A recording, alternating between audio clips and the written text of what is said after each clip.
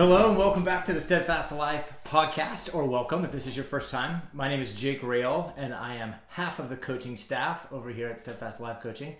The other half is my amazing wife, Whitney. And we coach clients together. So we sit side by side and she does the lead coaching and I do the assistant coaching, kind of like a coaching staff of a sports team, which I love.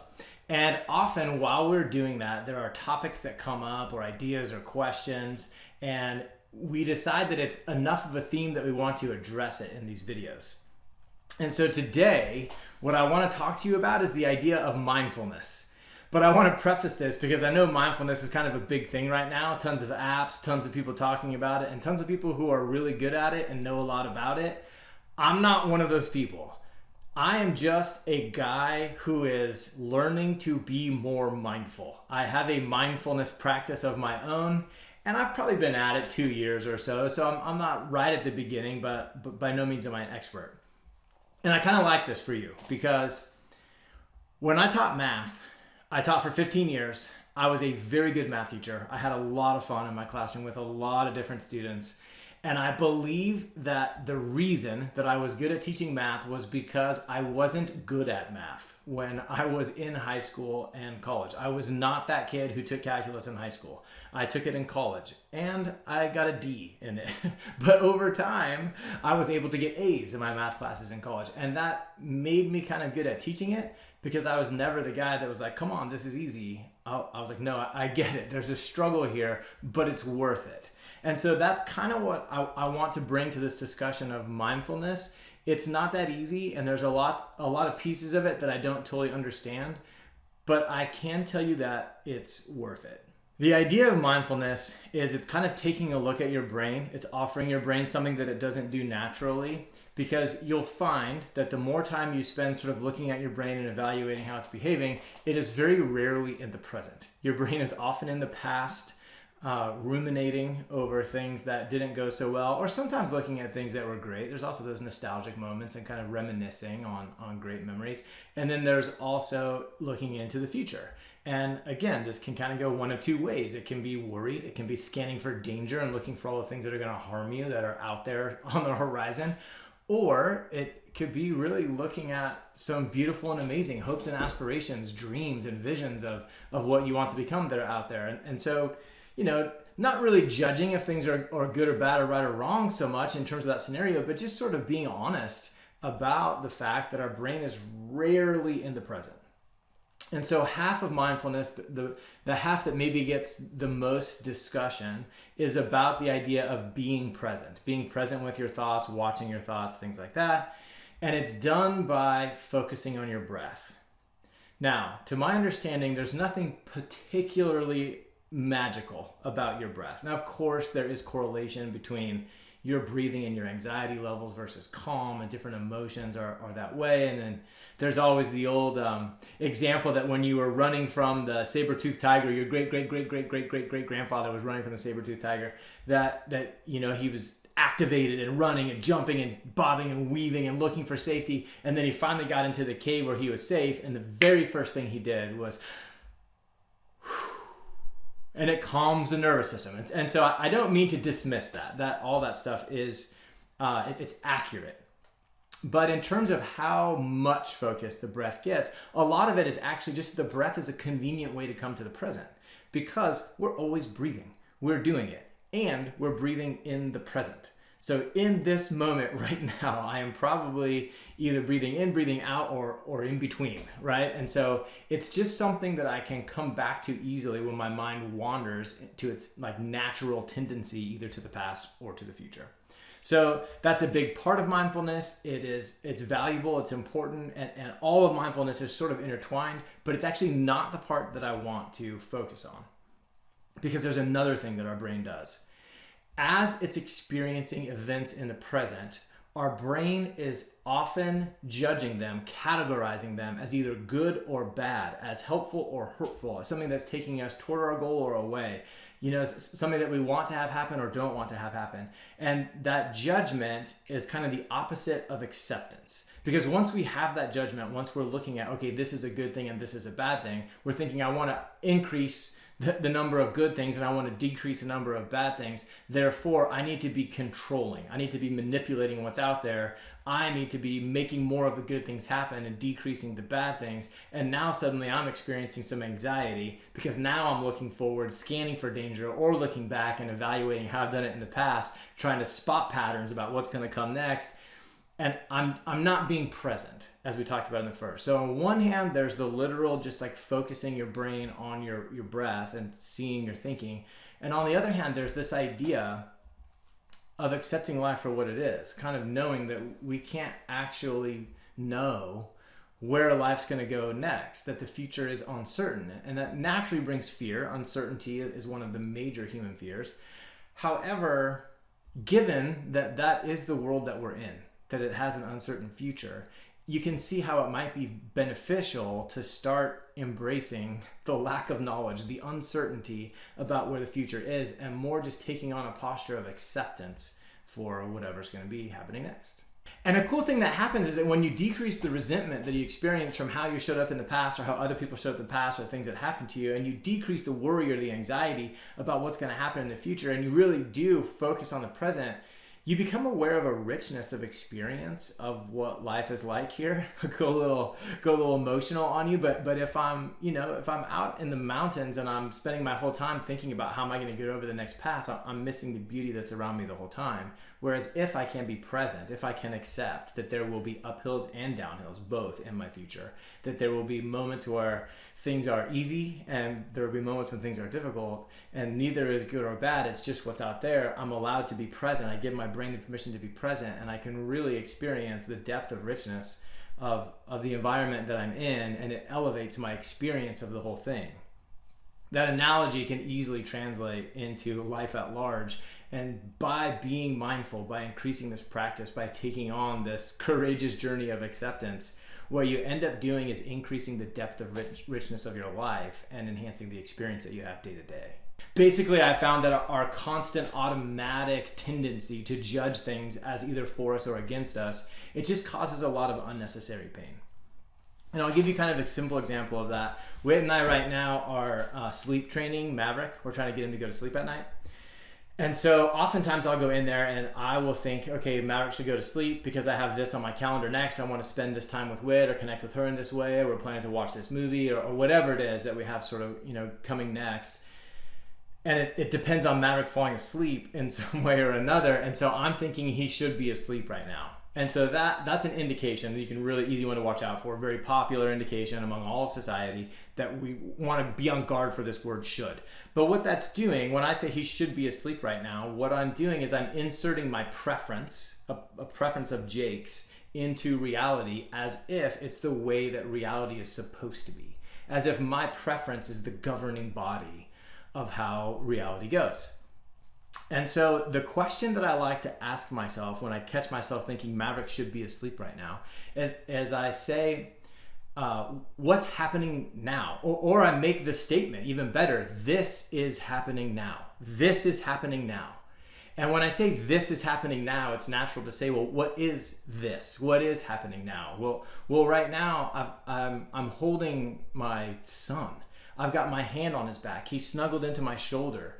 He's healthy. He eats. He's growing. My life is good. He's safe. We have shelter. Everything kind of in this moment, in the present moment, is good. And anything that might be bad, well, we may lose the house. He may get sick someday. All of those things are sort of out there. So when I can come to the present and I can say, this is happening right now. This is happening right now. Then I can get focused on that. And like we were saying before, kind of become aware of the richness of the experience that I'm in right now. I can elevate this experience and realize that the only real problem is that my preference for him being asleep hasn't been met. And this is what's kind of cool about it, is that I still get to keep that preference. I'm not saying that I'm sort of apathetically just accepting whatever happens in the world as if I've got no ability to respond to it or to take any authority over my experience of it. I'm simply accepting it, acknowledging my preference, and then even acting in the benefit of my preference. Whit and I still have a plan. We still have a plan that we're executing of how to move Maverick toward being able to sleep through the night and being crib trained. It's just, I'm getting rid of this idea that it should have happened already, that something is wrong because it's not happening right now in this present moment, which isn't really adding to my solutions. It's only decreasing my experience of this moment. One of the other statements I like is, the woman that I love blank. And so, Whit loves to get dressed up for date night, and I don't really love that so much. And so a lot of times we're like planning a date night, and I'm like, okay, let's go to Top Golf, or let's go for a walk, or let's go for a hike. And she's like, no, I really just want to get dressed up. And I could judge that as being for me or against me. I could judge it like, no, I like to do things, not look a certain way. It decreases my experience of the date if I have to have on these like kind of stiff clothes. But instead, what I can say is, oh, the woman that I love loves to get dressed up. And once I say that, it's kind of like a this is what's happening kind of thing. Oh, this is how Whit is. And it's exactly the opposite of saying, I think Whit should be different. I'm just saying, okay, this situation, this event, what she has just told me is teaching me about the woman that I love. And that gives me the option of how to show up in that.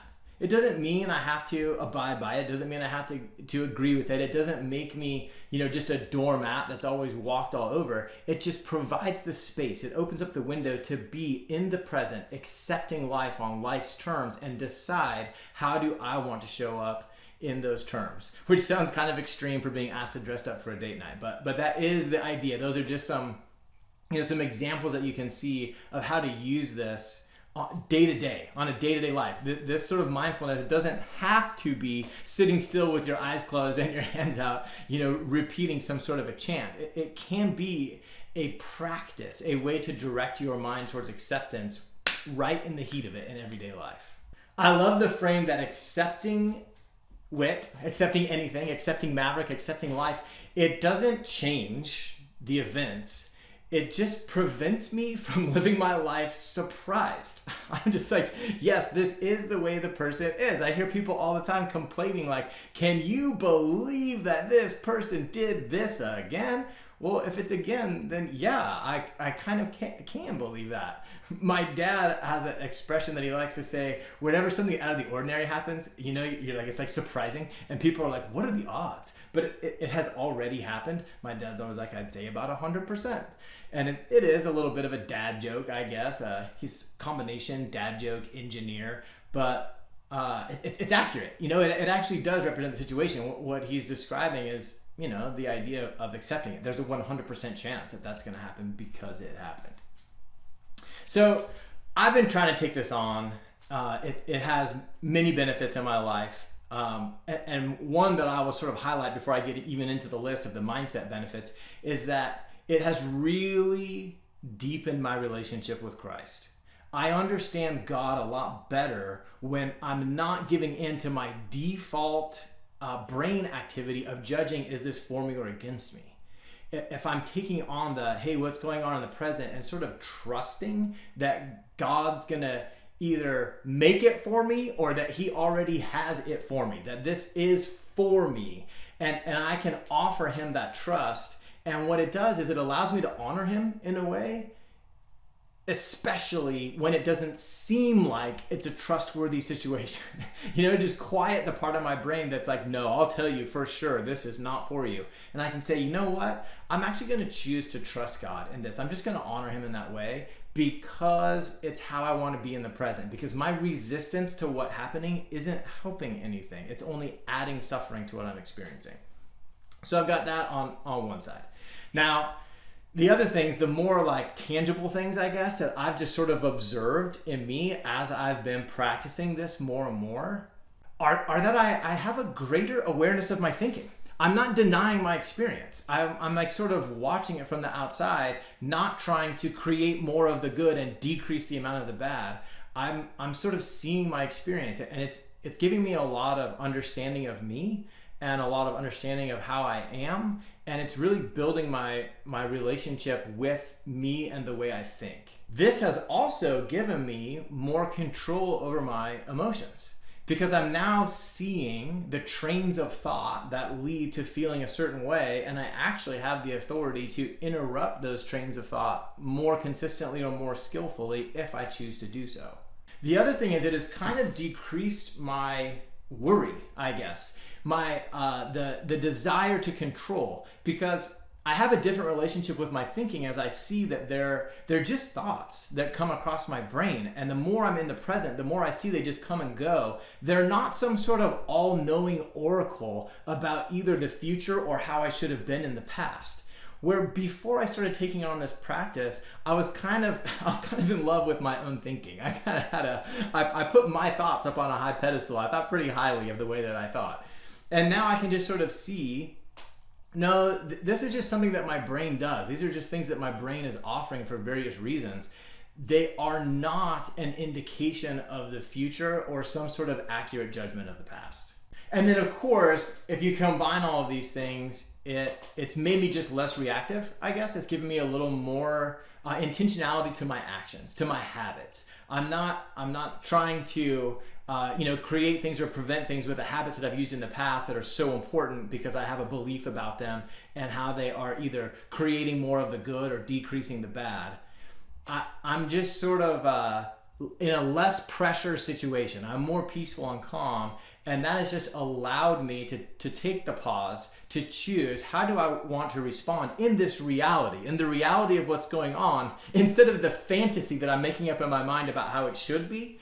I get to choose how I'm going to respond in what is in such a way that actually leads me toward my dreams or lets me act in line with my values. So that's sort of the gist of it. I know this isn't going to probably change anyone's life too dramatically just because, like I said, I'm a rookie at this, and all I want to do is sort of share my experience and encourage you if this is something that you hear about and you're thinking to yourself, I could really see the benefit for me. I could really see my experience of life improving if I wasn't constantly so worried about the future or feeling so much resentment about the past. If I could just sort of like let things go and really just accept that I don't know everything, I can't control everything, I'm not all powerful, and that my job is to show up in the waves that life provides and ideally show up in them long enough to learn to surf them. So with that in mind, I do want to share that one of the practices I've taken on is what I call a walking meditation. And so I have these recorded meditations that I play that sort of guide me into being present, taking on some intentional beliefs, helping me to accept the things that are going on in my life. And I do them as I walk for no real reason, except I don't like to sit still. I really enjoy walking. And so you can actually participate in these in two different ways. If you're close enough by, I'm going to be doing this like in-person meetups the last Saturday of every month. And so feel free to get in touch, come by, join me. Let's go do it together. And if that's not a possibility, if we're just too far apart from each other, I actually have them recorded. And it's not just mine. You also get Whit's. Whit does more traditional sit-down meditations, but they're all in there in this free course that we have. It's called a course just because that's the program that we use. It's really just it's meditations you can just click on and play. But it does come in an app, and so if you sign up for this, I'll put the link in the description of this thing. If you sign up for it, you get access to this app, and it plays these guided meditations specifically designed for walking, the ones that I did, about 20 minutes. And you can just pop in your AirPods, play those, and walk along. So one of those two ways, I hope that we can meet and kind of walk a little shoulder to shoulder on this journey toward mindfulness. And if it's not those, then maybe this just encourages you to go explore it a little bit more yourself. But life's going to have good times and bad times, but we really can decrease the suffering by dealing with what is actually happening instead of all the bad stuff we're imagining that often never occurs. Hey, thanks for watching this episode of Ask Steadfast. Whit and I are super excited to use this avenue to sort of spread our message. And so it would mean a ton to us if you'd subscribe to this channel. Additionally, if you have any questions you'd like to see addressed in future episodes, whether serious or funny, we'd love to see those in the comments. So leave that in the comment below, and we'll see you in the next one.